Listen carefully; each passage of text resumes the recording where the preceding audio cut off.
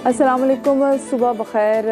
आज एक बहुत ही इम्पॉर्टेंट टॉपिक के हवाले से मैं आप तमाम तर लोगों से बात करना चाहती हूँ। इनफैक्ट सबसे पहले मैं आप लोगों से एक सवाल पूछना चाहती हूँ।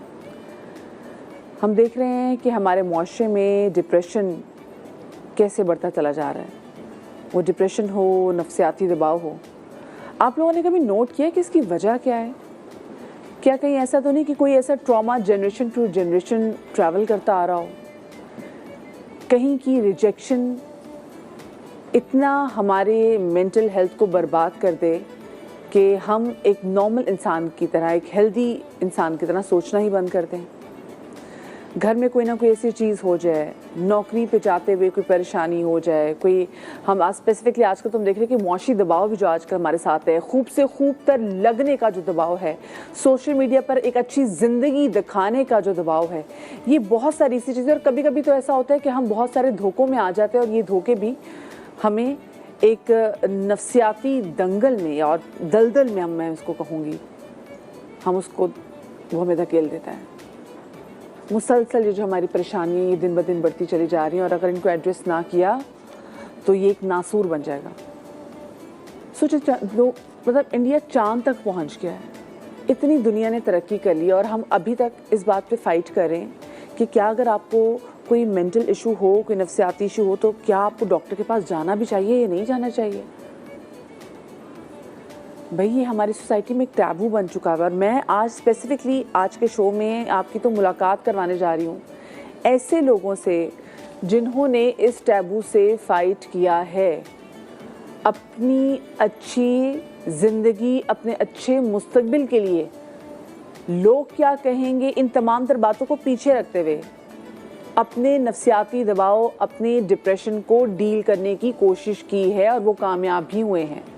और आज वो यहाँ पर मेरे साथ हमारे शो में मौजूद भी हैं ताकि वो आप लोगों को बता सकें कि आप लोगों की भी रेड फ्लैग्स क्या हो सकते हैं और आपको भी कहाँ पे मदद की ज़रूरत है। वरना कहीं ऐसा ना हो, कभी कभी ऐसा होता है कि बहुत पुराना बचपन का कोई एंगर अंदर रह जाता है और फिर वो एंगर बाद में जाकर निकलता है और उसकी इतनी खौफनाक और भयानक शक्ल हम देखते हैं।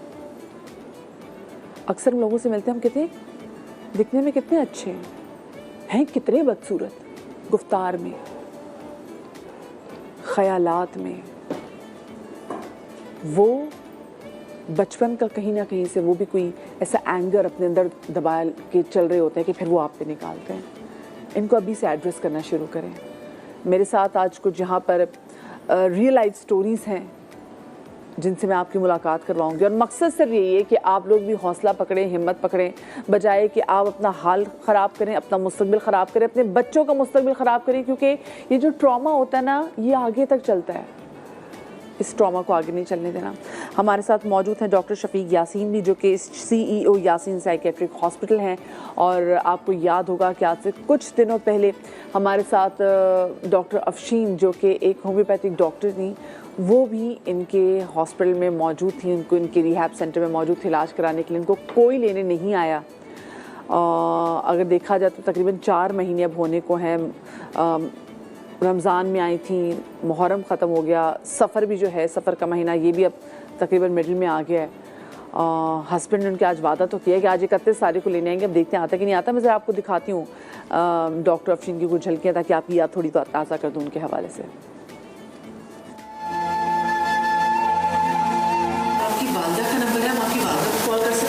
वालदा का नंबर मुझे याद नहीं ना वो हमारी किसी तरीके की कॉल रिसीव करते हैं, ना हमसे कोई बात करते हैं। इवन कि मैं ख़ुद इनको अफशीन को उनके घर लेके गया हूँ तो उन्होंने मिलने से भी इनकार कर दिया और वो हमें फेस भी नहीं कर रहे हैं। आपकी अम्मी को पता ना हो कि उनकी बच्ची को लेकर आए? नहीं, मैंने उनको कंटिन्यू हम राब्ते में फ़ोन कर रहे हैं, उनको वो फ़ोन रिसीव नहीं कर रही। आप मुझे बताएं कि आप तो खुद माशाल्लाह से होम्योपैथिक डॉक्टर हैं, ऐसा क्या हुआ था कि आपकी बहन और आपके हस्बैंड जो हैं वो आपको इनके हॉस्पिटल में, इनके रिहैब सेंटर में एडमिट करवाने आए थे? छोटा सा झगड़ा हुआ था सिस्टर और मेरे दरमियान। उसके बाद इन्होंने आके जब कॉल की कि हस्बैंड को बुलाया जाए, तो इन्होंने आके मज़ीद मतलब मुझ पे बरहम हुए कि झगड़ा करने की क्या ज़रूरत है, और बहुत ज़्यादा इन्होंने मुझे मारा। अगर कोई शख्स डॉक्टर अफशीन की फैमिली को जानता है, डॉक्टर अफशीन को जानता है, तो प्लीज़ आप हमारा जो नीचे नंबर चल रहा है आप हमें उस पर कॉल कर सकते हैं, क्योंकि डॉक्टर अफशीन 26 मई से रिहैब सेंटर में हैं। काफ़ी अरसे से ये अपनी बहन को, कल आपने भी देखा कि मैंने इनकी बहन को भी कॉल की, इनकी अम्मी का नंबर बन जा रहा है, इनके जो हस्बैंड है जिनसे इनका निकाह हुआ उनका नंबर भी बन जा रहा है। लेकिन कुछ अर्से पहले उनके हस्बैंड ने रब्ता भी किया है, तो मैं सबसे पहले अस्सलाम वालेकुम जी। डॉक्टर साहब, डॉक्टर अफशीन की क्या अपडेट है?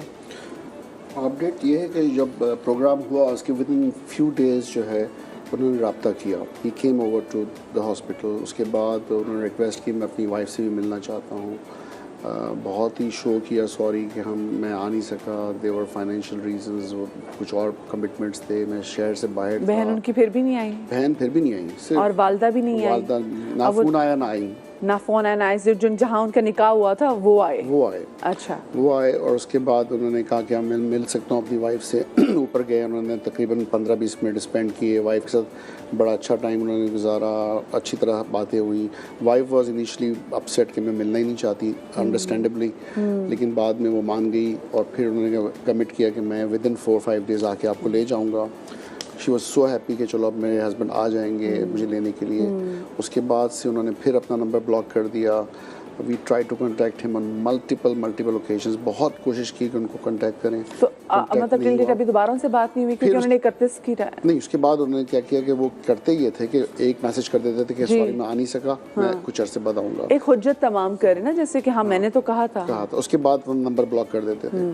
तो ये कि लास्ट उनका आई थिंक 2-3 दिन पहले मैसेज आया है कि I will be there on 31 August और मैं इंशाल्लाह लेके जाऊंगा। और ये बहुत दफ़ा पहले भी कह चुके हैं। अब ये कि आई होप कि वो अपने कमिटमेंट को पूरा करें और आके ले जाएं, लेकिन वी आर डाउटिंग। और हमारी भी ये कोशिश होगी और दुआ यही है सिद्क़ दिल से कि अल्लाह करे कि उनकी बहन, उनकी अम्मी आज भी इनसे रब्ता कर लें और उनके हस्बैंड को आज आके ले जाएं। वरना ऑफ कोर्स एक रिहैब सेंटर में एक मरीज़ का इतने महीनों पे रखना इनके लिए भी पॉसिबल नहीं है। तो जो मुस्तकबिल होगा उनका, डॉक्टर अफशीन का, और जो सवाल से अपडेट्स हैं वो हम अपने शो में आपके साथ शेयर ज़रूर करेंगे। और अल्लाह करे हमारे शो के तवस्सुस से अगर उनकी बहन देख रही, उनकी अम्मी देख रही हो, तो खुदा के लिए वो क्यों रिहैब सेंटर रहें जब उनकी माँ और उनकी बहन मौजूद हैं। हमारे साथ जो आज की पहली जो यहाँ पर हमारे जो गेस्ट मौजूद हैं वो हैं ज़ुबैदा खानम। और ज़ुबैदा की जो कहानी है वो जितनी भी ख़वातीन देख रही हैं, मोस्टली ख़वातीन की यही कहानी है। रिजेक्शन, धोखा, इनफैक्ट धोखा तो बहुत बड़ा। ज़ुबैदा की एक जगह मंगनी हुई थी, 3 साल उनकी मंगनी रही, और जिस शख्स से इनकी मंगनी हुई थी उस शख्स ने क्या किया कि उनसे बात तो करता था, ऑफ कोर्स वो उनका मंगेतर था, लेकिन उसने इसी दौरान मंगनी भी एक और की और शादी भी कर ली। और ज़ुबैदा को कानों कान खबर ही नहीं हो। आप सोचें, आपकी 3 साल किसी बंदे से आपकी बातचीत हो रही है, आपकी उससे मंगनी हुई है, आप मुस्तकबिल के सुहाने ख्वाब, अपनी ज़िंदगी में कुछ भी जो सोच रहे हैं, आपने उस बंदे को अपने सामने रखा है, और वो जब आपके साथ ऐसा कर दे तो क्या हालात होंगे। अस्सलाम वालेकुम ज़ुबैदा, कैसे आप? ठीक हैं ज़ुबैदा, मुझे ये बताएं कितना 3 साल आपकी मंगनी रही और आपको पता ही नहीं चला कि उस शख्स ने मंगनी क्या फिर शादी भी कर ली? नहीं, मुझे बिल्कुल भी नहीं पता था, क्योंकि जैसे नॉर्मल लाइफ होती है वैसे ही हम गुजार रहे थे। कहीं किसी भी एंगल से नहीं पता चल रहा था कि वो बंदा मतलब मुझे धोखा दे रहा है। धोखा देगा। लव मैरिज थी, अरेंज, मतलब लव मैरिज होती है, अरेंज मैरिज होती है? लव। आपकी मोहब्बत की मंगनी थी? कितने अर्से से जानती थी आप उसको? काफ़ी टाइम से पहले वो हमारी ही एरिया में रहते थे। उसके बाद वो वहाँ से मूव कर गए थे, लेकिन हम लोगों का था तो जब से जानते थे। खैर तो ये होता रहा।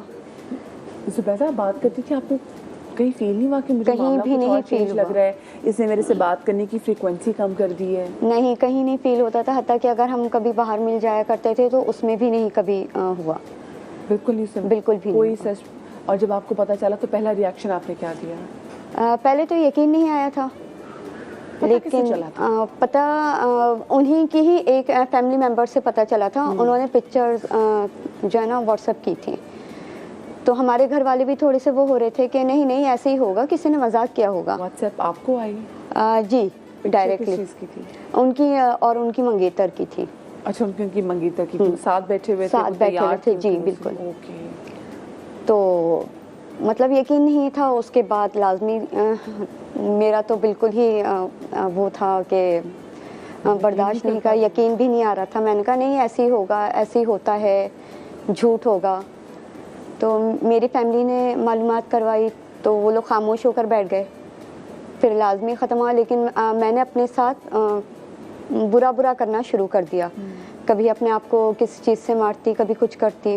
गुस्से में गुस्से आपने में। शिकायत नहीं की कि आपने क्या किया मेरे साथ? नहीं, मेरी मदर ने बिल्कुल मतलब मेरे पेरेंट्स ने बिल्कुल सख्ती से मना कर दिया था कि अब हमें कुछ भी कहने की ज़रूरत नहीं है।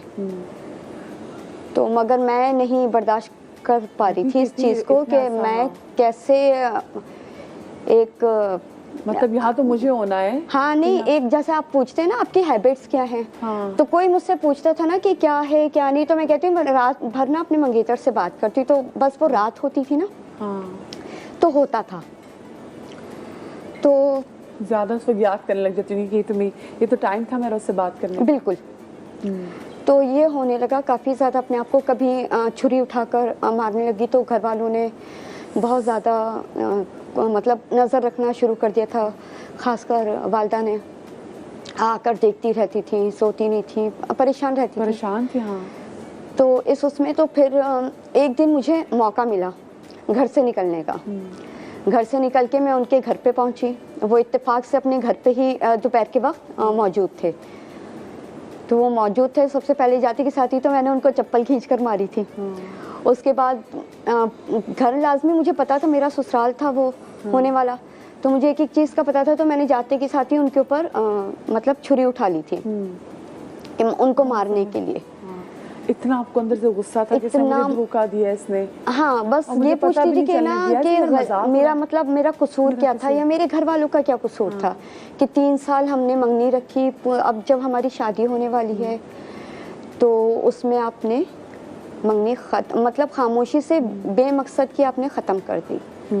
तो जैसे जुबैदा आपने कहा ना कि जैसे रात होती थी तो आपको और खौफ सा आने लगता था, क्योंकि रात को टाइम था कि आप उनसे कहते हैं घंटों बाद तो जब आपने उनको कन्फ्रंट किया, जब आपने उनसे कहा कि भी तुमने मुझे बताया नहीं, तुमने मुझे धोखा दिया, तो उसके बाद फौरी उसने आपसे राब्ता ख़त्म कर लिया बंदे ने, या फिर आपके घर वालों ने आपसे राब्ता ख़त्म करवा दिया?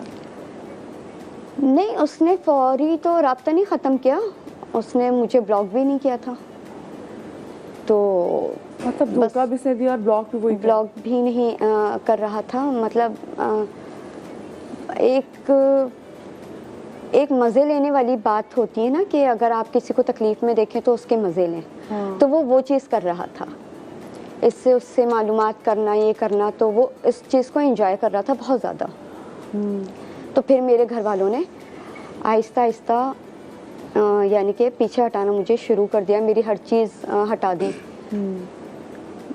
फिर जो मतलब फैमिली में बैठे बैठे या तो हंसने लगती या रोने लगती, या कोई भी चीज़ उठाकर करती रहती। कभी माचिस आ गई, तो इसमें मेरी फैमिली ने सपोर्ट बहुत ज़्यादा किया था। कोई कहता जिन्नात के असरात आ गए हैं इसलिए छोड़ दिया ससुराल वालों ने, कोई कुछ कहता, जितने मुँह उतनी बातें होती।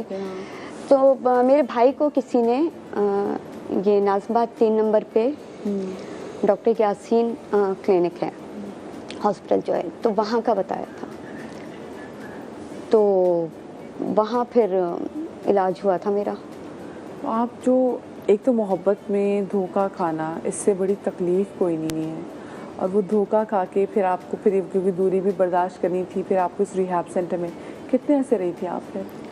मैक्सिमम 1.5-2 महीने, क्योंकि इलाज फ़ौरन स्टार्ट हो गया था। अगर यही घर वाले सोचते रहते कि कोई मतलब ऊपरी हवा है, जिन्नात है, हाँ ऐसा, तो उसमें मुझे भी टाइम लग जाता। अगर किसी नकली आमिल के पास चले जाते तो फिर तो और सब चीज़ें ख़राब हो जानी थी। और तो फिर हाँ, अल्लाह का शुक्र देखें, अदा करें कि आपके घर वालों में इतनी थी, उनको समझ आ गई कि आप कोई प्रॉब्लम हो गई है। इतना बड़ा आपके साथ धोखा हुआ था, और किसी भी इंसान के साथ धोखा हो तो वो ऐसे ही करेगा। तो वो ऐसे ही करेगा, लाजमी सी बात है। जब आप एक उसमें हैं कि आप सारी चीज़ें उसके साथ शेयर कर रहे हैं, कि एक मतलब शादी के कपड़ों की थीम रखना, आप फर्नीचर पसंद करना, सारी चीज़ें तो एवरीथिंग। सुबैदा जब आप उनके घर गए और जैसे आप उनको चप्पल उठा के मारी, तो आपने उनसे पूछा कि मैं सकती हूँ क्या गिरेबान से जुड़ा हुआ क्या था? नहीं, मतलब जब वो मेरे सामने आया तो मैंने तो चीखने चिल्लाना सिर्फ एक ही वो था कि क्यों किया है, क्यों किया है। मतलब आगे से उन लोगों ने कोई जवाब नहीं दिया। उन लोगों ने मुझे पकड़ के रखा हुआ था, मेरी फैमिली को फ़ोन करके बुलाया था कि आकर इसको लेकर जाओ, ये तो पागल है, इसके ऊपर तो जिन्नात है, और जो उनके मुंह में आया वो बोलते चले गए।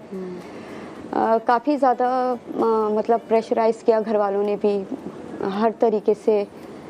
जो आता कमरे से मुझे नहीं निकलने देते, कमरे में बंद कर दिया करते थे, क्योंकि लोगों के पास एक मज़ेदार सा टॉपिक आ जाता है। जो आता था वो ऐसे बात करता वैसे ही बात अच्छा, करता मैं इनको देख रही हूँ ना ज़ुबैदा को, तो डॉक्टर साहब मुझे अच्छा इन वो इसलिए फील हो रहा है कि एक चीज़ बुरी हुई तो लिए उसमें रह नहीं गई, कोशिश की उन्होंने भी और उनके घर वालों ने भी कि उसको उससे बाहर निकालें। और ये कोई पहली पाकिस्तान की औरत नहीं है, कोई पहले इंसान नहीं है जिनको ऐसा धोखा मिला। मर्द ख़वातीन दोनों को ऐसा होता है। और पिछले साल तो हमने देखा भी है कि एक छोटे बच्चे ने 14 साल की उसकी उम्र थी और स्कूल में कोई जो बच्ची पसंद थी तो उसने जो रिजेक्ट कर दिया और उसने बात ना करने पे तो उस बच्चे ने खुदकुशी कर ली। ये रिजेक्शन क्या इतनी खौफनाक चीज़ होती है कि आपको इस दहाने तक ले जाती है? बिल्कुल। देखिए, इमोशंस जो हैं इंसान के, उसमें अगर रिजेक्शन है, इनसिक्योरिटीज़ हैं, और ये इमोशनल टर्मोइल जो आता है जिसमें एंजाइटी है, डिप्रेशन साथ में आती हैं, और साथ में अबैंडनमेंट है, क्योंकि इतने अरसे की अटैचमेंट, देखें ये कह रही है 3 साल तक उनसे बात करती रही। जी। तो ये एक इन्वेस्टमेंट है, टाइम की, इमोशंस की अटैचमेंट है। बिल्कुल, हाँ जी। और ये कोई छोटी बात नहीं होती, किसी और पे ट्रस्ट करना, डेवलप हो जाना, बात करने की, उस बंदे से सारी बातें शेयर करना रात में, कि आपको पता है कि जी अब रात हो गया, आपने स्टिल उसको कॉल किया और आप फिर उसी से बात करते हैं। लिटरली इस तरह कि आप सो रहे हैं, फिर से बात करके आप सो गए, फिर every time you go to bed this will haunt you. Exactly. और उससे बढ़ के जो है ना, होने वाले शौहर पे ट्रस्ट, यही तो है जो मेरा फ्यूचर का हस्बैंड होगा, जो मेरा सहारा होगा, या मैं उसके साथ ज़िंदगी गुजारूंगी। वो ट्रस्ट और अटैचमेंट जो है, जब वो टूटता है ना, तो रिजेंटमेंट साथ में आती है, रिजेक्शन आती है, और वो बहुत ज़्यादा दुख देती है इंसान को। अच्छा, जब वो दुख होता है ना, तो वो डायरेक्शंस होते हैं इसके, और आउटवर्ड, इनवर्ड, या फिर ऊपर की तरफ। अब मैं इसको इस तरह एक्सप्लेन करूँगा कि जैसे इनकी केस में देख लें कि शुरू में उन्होंने अपने आप को नुकसान पहुंचाने की कोशिश की। जी, जैसे कहा कि मुझे अपने आप को चीज़ें मारती थी। तो वो इनवर्ड है। जब इमोशंस इनवर्ड होते हैं ना, तो इंसान ब्लेम करता है, मेरा ही कोई कसूर होगा, मेरे अंदर कोई खामी होगी, कोई वजह थी जो उसने मुझे छोड़ दिया। जब ब्लेम, गिल्ट आ जाता है और पॉइंट अपनी तरफ फिंगर होती है ना, तो फिर डिप्रेशन में इंसान जाता है, और जब डिप्रेशन में जाता है तो अपने आप को नुकसान पहुंचाता है, सुसाइड करने की कोशिश करता है। शुक्र है कोई ऐसी एक्सट्रीम उन्होंने कोशिश नहीं की। लेकिन वही इमोशंस अगर आउटवर्ड हो जाएं और कहते नहीं मेरी गलती नहीं है, वो उसने मुझे धोखा दिया, उसने मेरा ट्रस्ट तोड़ा, वायलेंट हो जाते हैं। फिर आप एग्रेशन और वायलेंस की तरफ जाते हैं। तो फिर वही इमोशंस डिप्रेशन से चेंज होकर एग्रेशन और एंगर की तरफ आते हैं। जब आपके पास आई थी तब उनकी how was she at that time? जब आपके पास आई थी बहुत मिक्स्ड इमोशंस में थी वो। ब्लेम भी कर रही थी अपने आप को, डिप्रेशन में भी थी, एंजाइटी में भी थी, एंगर इश्यूज भी थे, रिजेक्शन बहुत ज़्यादा इशू था उसका।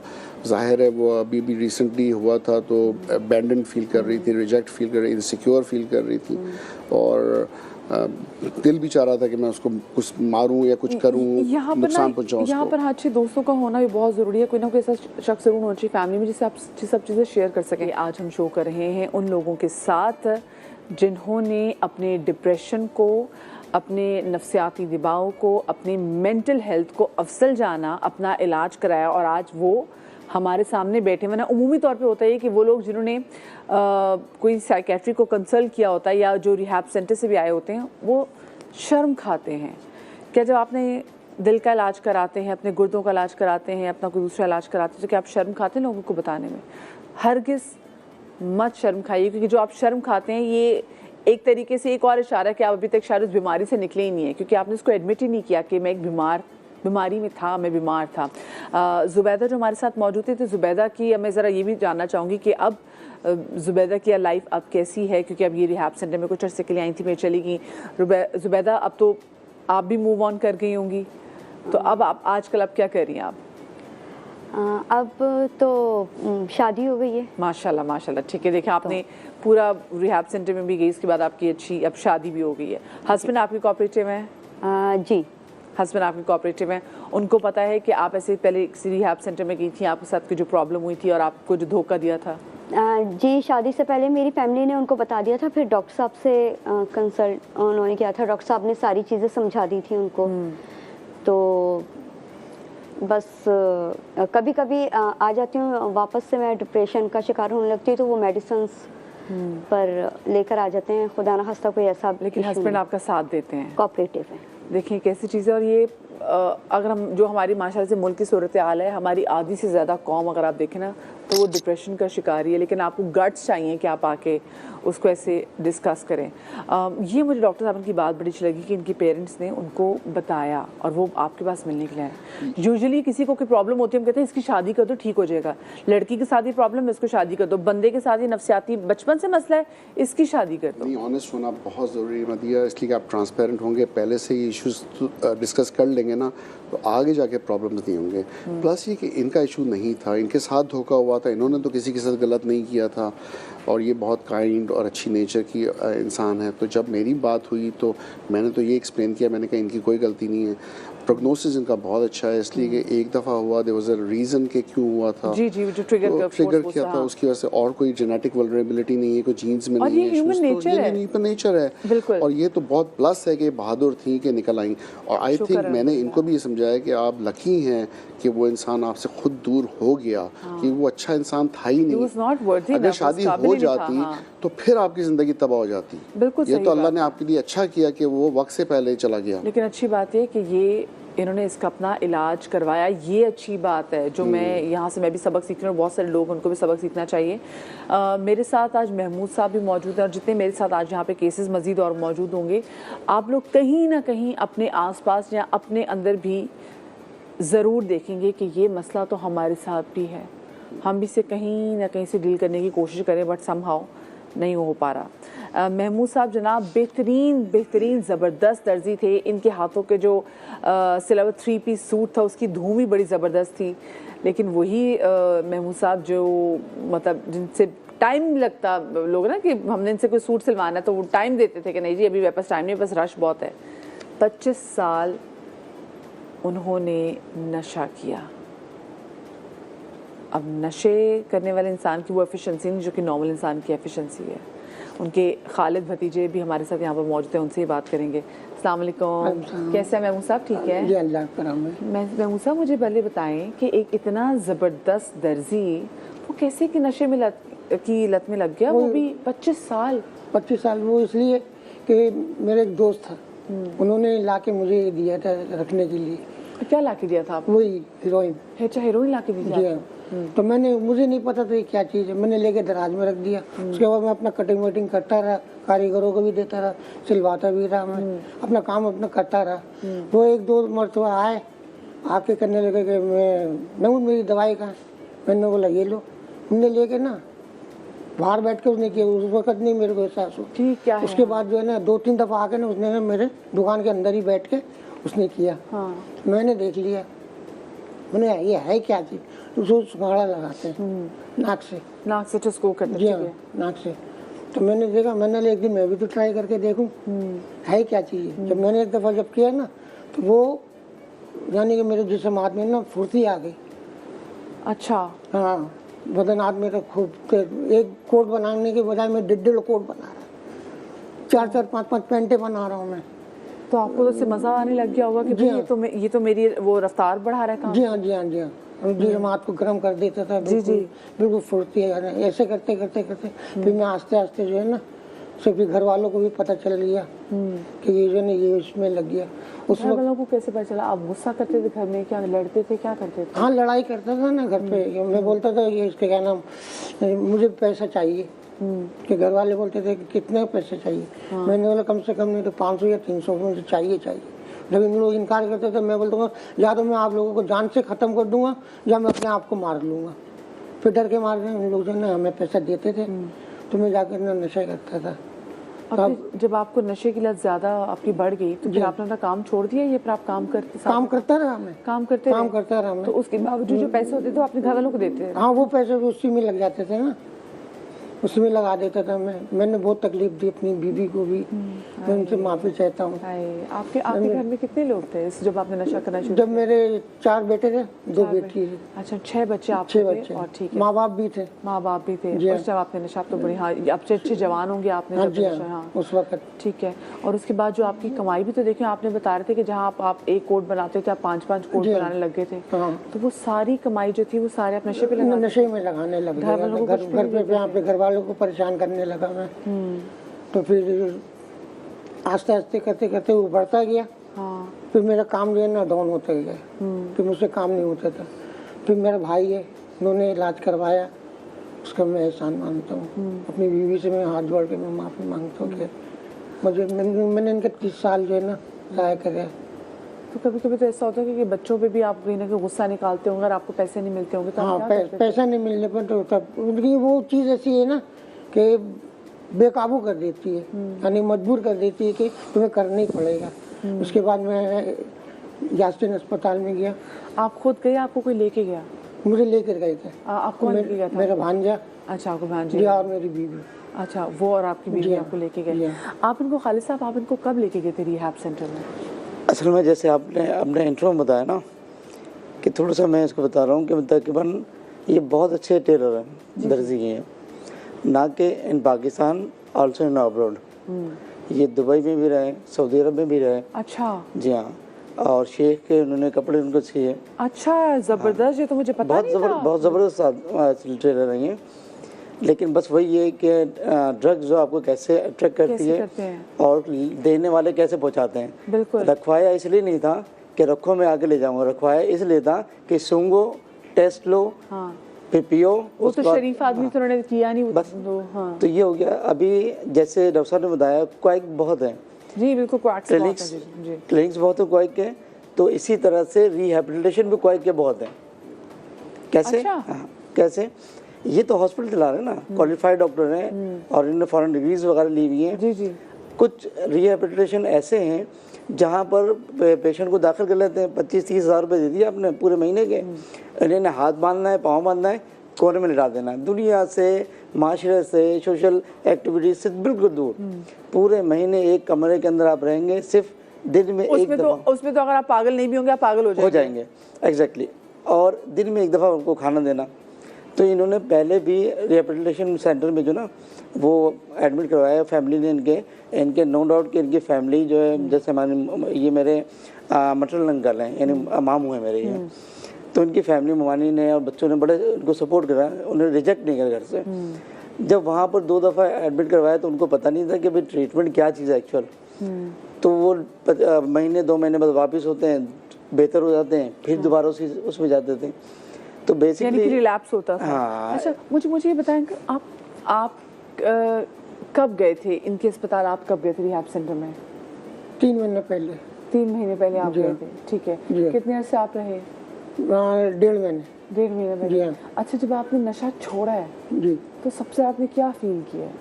अपने जिस्म में क्या आपने फील किया? अपने आप को यानी कि अच्छा महसूस किया। आपने अच्छा महसूस किया? और फिर अपने पोते नवासे का बच्चों का शक्ल देखी। जब आपके बच्चे माशा से बड़े हो गए, उनकी शादी भी ऑफ कोर्स हो गई, और जब उनकी शादियां थी आप तब भी नशा यूं कर रहे थे उस टाइम पे भी? हाँ, बेटा था ना। जी हाँ, बेटी की भी थी, जब भी नशा कर रहा था मैं। तो आपको ये नहीं अब आपको होता है कि जो मैंने जो अच्छा टाइम था तो मैंने नशा करने में गुजार दिया? हाँ, वो तो यही दुख होता है ना। अब एहसास होता है कि मैंने बहुत बड़ी गलती की। घर वालों को भी डर तो नहीं लगता कि आप दोबारा नशा शुरू कर देंगे? डरते हैं लोग, अभी भी डरते हैं। डरते हैं लोग, बोलते कि ऐसा नहीं कि दोबारा स्टार्ट करते, लेकिन अल्लाह जानता है।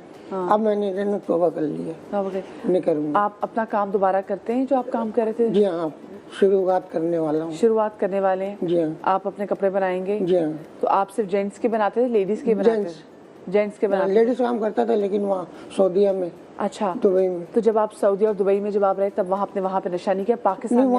हाँ, पाकिस्तान में आके आपको अपने दोस्त ने इसमें लगाया? 2001 पे। 2001 से से आपने शुरू किया था और जी। उसके बाद ये आपका इतना लंबा सफर है। बच्चे आपसे लड़ते नहीं थे, हाथ जोड़ के नहीं कहते थे कि बाबा छोड़ दें, क्या कर रहे हैं? हाँ बोलते थे बच्चे लोग, कहते थे कि पप्पा की क्या करते हैं आप। मैंने बेटा मैं क्या करूँ, मैं मजबूर हो गया हूँ। उन लोगों से भी पैसे मैं मांगता था, बच्चों से भी। बच्चों से भी पैसे जी हाँ। मांगते थे? तो कभी कोई ऐसी नौबत तो नहीं आई कि कहीं आपको पैसे चोरी करने पड़े, क्योंकि जो नशे की आदत पड़ जाती है फिर तो उसको पैसा चाहिए होता है। हाँ मदिया ने अपनी बीवी के यानी कि मैंने उनसे उनका पैसा मैंने 2-3 दफा चुरा के ले आके नशा किया। लेकिन हमें वो बातें याद आती है ना तो दुख होता है कि हमने अच्छा वक्त जो है ना अपनी बीवी से दूर रहा, बच्चों को मोहब्बत भी नहीं दे सका मैं।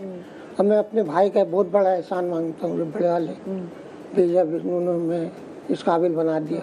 अब मैं बहुत सही हूँ। तो फिर क्या चीज़ आप सबसे ज़्यादा मिस करते हैं कि याद आते हैं? अगर आप वापस उस टाइम में चले जाए, 2001 फर्ज करें आप 2001 में वापस चले जाए, वो तो यादें आते हैं ना, एहसास होता है, दिल दुखता है। हाँ। आपके वालिदैन जिंदा थे जब आप नशा करते? जी हाँ जी हाँ।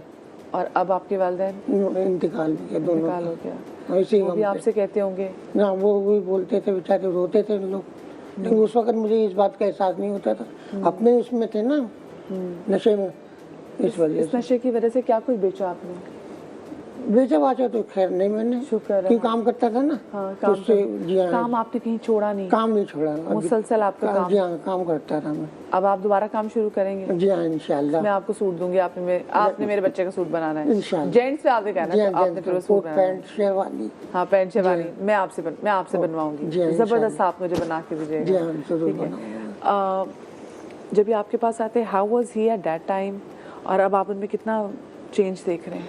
ज़मीन आसमान का फ़र्क है, ज़मीन आसमान का। जब आए थे कमज़ोर थे, बहुत क्रेविंग में थे, मतलब उनको तलब होती थी नशे की, घबराहट बेचैनी थी, मायूसी थी, रात को नींद नहीं आती थी। फिजिकल तो नहीं हो जाते, मारते तो नहीं ऐसा, क्योंकि जब नहीं। ऑफ कोर्स रिलैप्स आपको एक चाहिए होता है, दोबारा से नशा टूट रहा होता है आपका। अगर ये यंग एज में होते ना तो शायद बहुत एग्रेसिव होते, क्योंकि ज़्यादातर जो यंग पेशेंट्स आते हैं वो ज़्यादा प्रोन होते हैं एग्रेशन के। लेकिन ये भी एजिटेशन के लेवल पे तो आए थे कि कुछ चिड़चिड़ापन होता था या गुस्सा आ जाता था, लेकिन इतने एग्रेसिव नहीं हुए कभी भी ये। लेकिन इनमें अच्छी बात ये थी कि सबसे बेस्ट चीज़ ये थी कि वो ये बहुत मोटिवेटेड थे और रियलाइजेशन भी और कि इनमें मैंने क्या गिल्ट गलत है किया कि मैंने हाँ। क्या एग्जैक्टली और ये चीज़ हर एक में नहीं होती। अगर फैमिली लेके आती है ना तो मैं उनसे ये बोलता हूँ हमेशा कि देखिए आप अपना पैसा ज़ाया ना करें। अगर ये खुद छोड़ना नहीं चाहते ना तो इसको एडमिट ना कराएं। हाँ, हमारे साथ जो नेक्स्ट अब यहाँ पर केस हैं, सिनान है जनाब, जिनकी उम्र है 23 बरस। और सिनान का मसला ये है कि ये हम आजकल स्पेसिफिकली देख भी रहे हैं कि जो हम अपने आसपास बहुत सारे बच्चों में ये इशू देख भी रहे होते हैं। मेरी आवाज़ मुझे स्टूडियो से भी वापस आ रही, तो प्लीज़ ज़रा इसको ज़रा कट कर दीजिए, मुझे ज़रा मसला हो रहा है बात करने में। अच्छा, मसला ये कि जी आपने आसपास अपने बच्चों को भी देखते होंगे कि आपके बच्चे बहुत ज़रा एट टाइम्स हाइपर हो जाते हैं, गुस्सा उनको बहुत ज़्यादा आता है, गुस्से को कंट्रोल करना उनके लिए काफ़ी ज़रा मुश्किल हो जाता है। स्कूल और आप देखते हैं कॉलेज में देखते हैं वो झगड़ा करते हैं और आपको समझ में नहीं आती कि भाई व्हाट्स द रीज़न, क्या मसला है। तो सिनान का भी इशू था और ये छोटी बात नहीं है, ये चीज़ें करती करती बढ़ती इतनी बड़ी हो जाती हैं कि फिर आपकी बिल्कुल कंट्रोल से बाहर हो जाती हैं। फिर आपको आवाज़ सी आने लग जाती है और उसके बाद आपको लग रहा होता है कि कोई आपको कंट्रोल कर रहा है, कोई आपको एक्चुअली ऑर्डर्स दे रहा है और आप एक कमांड कर रहे हैं और आप फिर उसके कमांड को सुन रहे हैं। तो सिनान हमारे साथ मौजूद हैं। सिनान कैसे, आप ठीक हैं? सिनान, मुझे आप ये बताएं कि आप माशाल्लाह से लाइक यू लुक परफेक्ट, ज़बरदस्त, कैसे आप रिहैब सेंटर पहुँचे, या मुझे आप अपनी ज़बानी बताएं। I thought I had this ability to foresee things ना, तो मुझे ऐसा लगता था कि मेरी इंस्टिंक्ट्स बहुत स्ट्रॉन्ग हैं, तो मैं I can foresee things होने से आप पहले ये मैं देख उनको सकते हैं। हाँ, हूँ। मैं चाहूँगी उर्दू में थोड़ा ज़्यादा बात करें ताकि लोग समझ सकें। इनको ये लगता था कि देख सकते हैं आगे क्या होने वाला है। हाँ जी। और मुझे मतलब ये होता था कि जैसे इल्म आ रहा है मुझे ये फील होती थी और वसवसे आते थे जहन में, बातें चलती थी बहुत सारी। मैं बात करता था खुद अपने आप से, मतलब बात करता था तो वो जहन में हर थॉट पे एक दूसरा थॉट आता था, तो मुझे लगता था कि मेरी बातों का कोई रिप्लाई भी आ रहा है सामने से ना। तो उसमें कभी कभी ऐसा भी हो जाता था कि कोई जैसे अराउंड मेरे कोई भी आदमी है या औरत है, उसकी नेगेटिव साइड बहुत ज़्यादा जो है वो जहन में आने लगती थी कि ये जो है किसी ईविल एजेंडा के लिए यहाँ आया हुआ है या इस तरह से ना। तो मैं बहुत ज़्यादा रैश हो जाता था उसको लेके, तो अटैक कर देता था अपने खुद मेरे भाई है उन पे मैंने इसीलिए अटैक कर दिया कि वो मुझे लगा किसी ईविल एजेंडा के लिए यहाँ पे आए हुए जब हैं। आप अटैक करते थे तो आप क्या करते थे सनान? आप मारते थे, क्या करते जी थे? मारना शुरू हो जाता था थोड़ा सा। कोई चीज़ उठा के मार दिया क्या, या अपने हाथ से मारते नहीं, थे? हाथ से। अच्छा, हाथ से मारते थे। हाँ। ये भाई के साथ आपके हो चुका हुआ है और किसी आउटसाइडर के साथ ऐसा हुआ? कज़न के साथ एक दफ़ा हुआ है बस। कज़न के साथ भी ऐसा ये हुआ? 2 सिनेरियोज हुए थे। अच्छा ठीक है, तो आप क्या फील करते थे कि अगर फ़र्ज़ करें किसी की एनर्जीज आपके साथ मैच नहीं कर रही, एग्जैक्टली। तो आप उसे थ्रेटन फील करते थे, आप उसे खौफज़दा होते थे? नहीं, खौफज़दा नहीं होता था, मैं उसको अपने आप से खौफज़दा करना चाहता था। अच्छा अच्छा अच्छा अच्छा, ठीक है ठीक है ठीक है। आप चाहते थे जो अगला है वो आपसे डर जाए। काउंटर थ्रेटन जिसको आप मतलब कह लेंगे, काउंटर करना, उसको मैं इस तरह काउंटर करता था। और ये कब से था सिनान?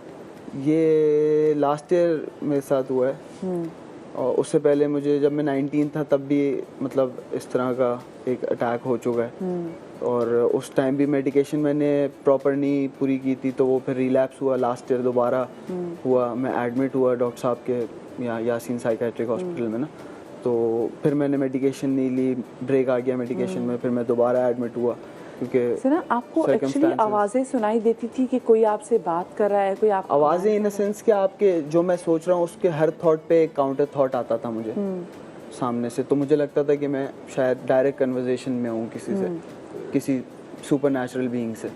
सही। मुझे अपनी फिजिकल एक्टिविटीज़ के वाले से बताएं कि पढ़ाई के साथ साथ आपको किस चीज़ में ज़्यादा इंटरेस्ट है, क्या करते थे? टेलीविज़न ज़्यादा देखते थे? नहीं, टेलीविज़न और ये फ़ोन्स वगैरह का तो हमारे चाइल्डहुड में इतना ज़्यादा नहीं था सीन, लेकिन स्पोर्ट्स वगैरह का बहुत ज़्यादा जो है वो रुझान था। तो स्पोर्ट्स में हर तरह की, हबी पब्लिक स्कूल का मैं पास आउट हूँ, तो वहाँ पे हर तरह का स्पोर्ट्स जो है मैंने स्कूल टीम रिप्रेजेंट किया हर स्पोर्ट्स में। हॉकी, आपके बीट, अम्मा बाप हॉकी, के साथ फुटबॉल। कैसे थे वो? क्या आप पे कभी गुस्सा करते थे? कभी आपने बचपन में मार खाई हो? नहीं, हाँ मार खाई है, लेकिन दे बीन वेरी सपोर्टिव। शरारतों पे मार खाई अपने? हाँ, शरारतों पे नहीं, बदतमीजियों पे। बदतमीजी पे? जब बदतमीजी करते थे तो आपको मार पड़ती थी। बदतमीजी क्या करते थे आप? बदतमीजी अब बचपन की इतनी याद तो नहीं है, लेकिन कभी कभी हो जाती थी, तो उस पर थोड़ी बहुत कुट लग जाती थी। हाँ, उस पर कुट लग जाती थी। जब आपके पास ये आए हैं तो इनका केस क्या था, कितना बिगड़ा हुआ केस है? बिकॉज मैं उनको देख रही हूँ, ही एब्सोल्युटली माशाल्लाह से ही मतलब मुझे सही लग रहे हैं, लेकिन ऑफ कोर्स अंदर बहुत सारी ऐसी चीज़ें होती हैं जो हम उसको देख नहीं पा रहे होते और इंसान को वो बॉदर कर रही होती है। बहुत स्केरी जी, बहुत 4 लोग पकड़ के लाए थे। जब स्टाफ इसको ऊपर ले गया तो 3-3 स्टाफ के लिए हैंडल करना इतना मुश्किल था। ही वाज वेरी एग्रेसिव, और माशाल्लाह से एथलीट है, मस्कुलर है, तो इसमें ताकत भी थी। बहुत मुश्किल से उसको हैंडल किया। इंजेक्टेबल्स लगाए, दवाई लेना नहीं चाह रहा था, और उसको सेटल होने में भी कम से कम 7 to 10 डेज़ लगे कि उसका एग्रेशन कम हुआ, और फिर दवाइयों पे वो मैनेज होना शुरू हुआ।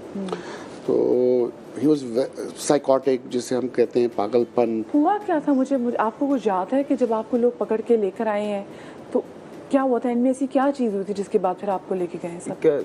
डिजीज है साइकोसिस।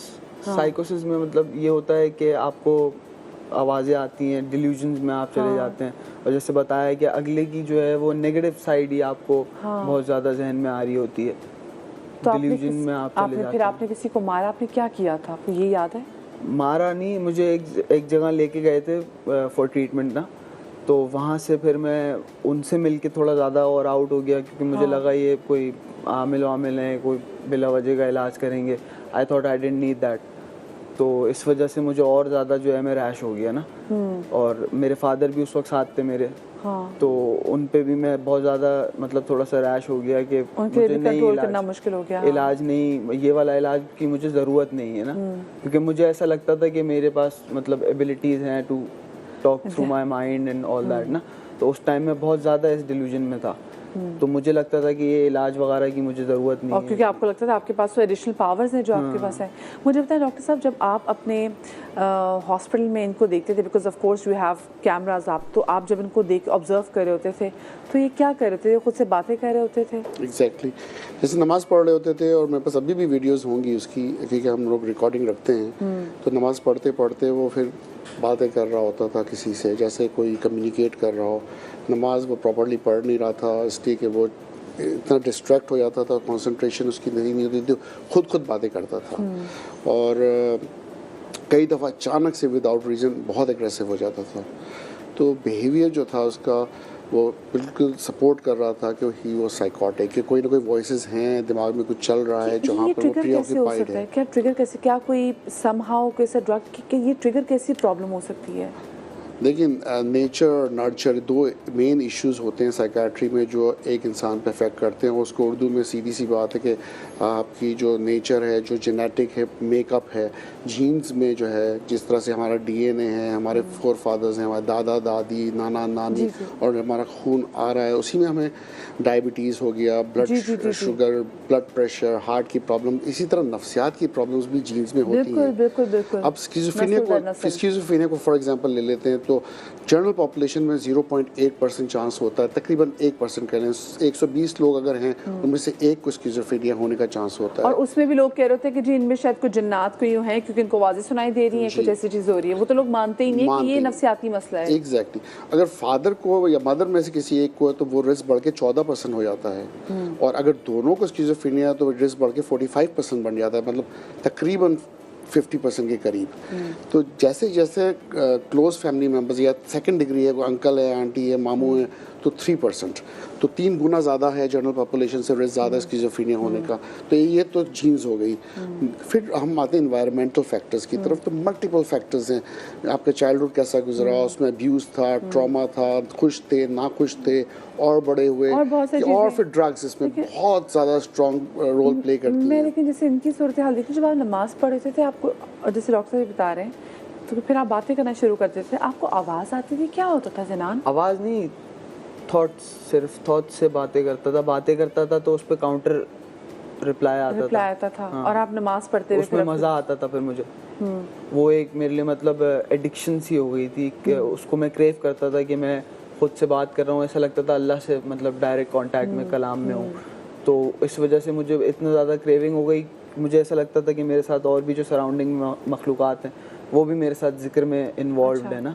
आपको कभी ऐसा लगा कि आपके कोई ऐसी दूसरी मखलूक़ात हमारे साथ पैरेलल वर्ल्ड में जी रही हैं, उनके साथ आपका इंटरेक्शन, जैसे जिनको हम जिन्नात कहते हैं, बहुत सारी हवाई चीज़ें, कभी उनके साथ आपका इंटरेक्शन? दे ऑब्वियसली एग्जिस्ट, लेकिन मुझे मतलब ऐसा कभी फील नहीं हुआ कि मेरे साथ कोई इस तरह का। मगर मुझे ये होता था कि जैसे दरख्त हो गए और जानवर हो गए, तो वो मेरे साथ जिक्र में जैसे जुड़ रहे हैं ना, और लोग भी, कि मैं जिक्र में जब हूँ तो लोगों को अवेयरनेस हो रही है कि हाँ मैं ये जिक्र में है लड़का। अच्छा, तो आप वो ज्वाइन कर रहे हैं। जानवरों के साथ आपके ऐसे कोई इंटरेक्शन, या आपको लगता था कि वो आपसे इंटरेक्ट करने की कोशिश कर रहे हैं? जानवरों के साथ शुरू से मतलब बचपन से, जैसे बकरा ईद वगैरह में तो हम लोग का बड़ा जानवरों से बड़ी अच्छा तो हो रहा है। हाँ।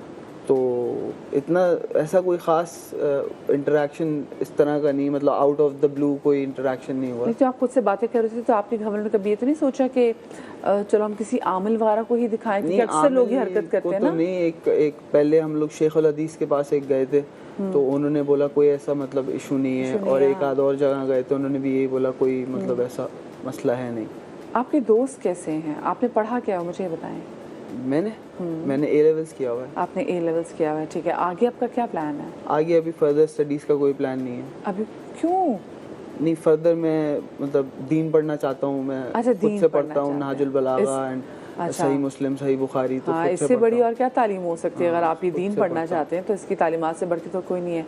डॉक्टर साहब, अब डू यू थिंक दैट ये माशाल्लाह से रिकवर करके मैं, क्योंकि ऑफ कोर्स ये डिस्कस करें, इससे बड़ी और क्या बात हो सकती है कि उनको रियलाइजेशन है कि कुछ मसला था, और वो बता भी रहे हैं कि ये था, मैं सुन सकता था, मुझे जवाब आता था। यही तो बड़ा डिफरेंस है मदीना। देखें, पहली दफ़ा जब डिस्चार्ज हो गए थे, ही है नो इनसाइड, वो समझते थे मुझे एडमिट होने की ज़रूरत ही नहीं थी, मुझे खामखा रखा गया, मुझे दवाइयों की ज़रूरत नहीं थी, और उन्होंने दवाइयाँ बंद कर दी और बिगड़ गए थे।